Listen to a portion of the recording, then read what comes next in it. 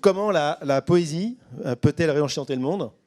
Mais c'est pas tout, c'est pas tout. Le pouvoir de la poésie, c'est d'apporter un supplément d'âme à la prise de conscience. Mais comment ça marche, mon cher Vincent? Écoutez bien. Hein.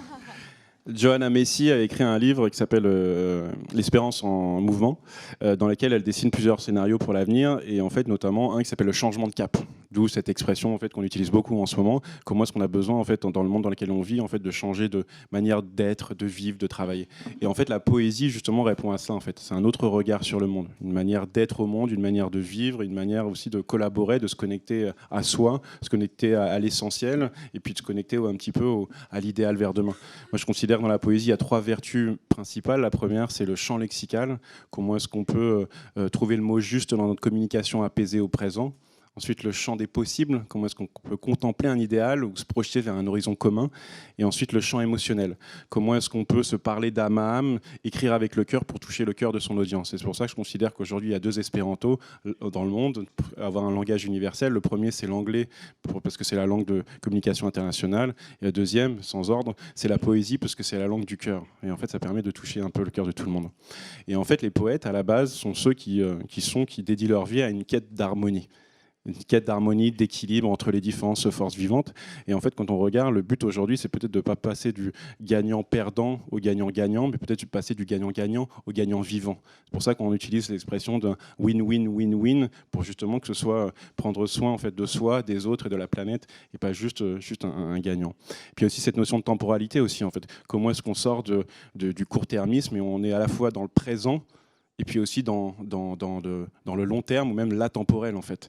Et c'est aussi ça qui est beau, en fait, dans la poésie, de pouvoir être un élan d'optimisme vers l'avenir, mais aussi, en fait, un retour à soi dans ce qui est le plus essentiel à nous. C'est pour ça que j'aime bien dire, en fait, comment est-ce qu'on peut passer de ce qui est vital, de ce qui est viral, à ce qui est vital pour une planète plus habitable.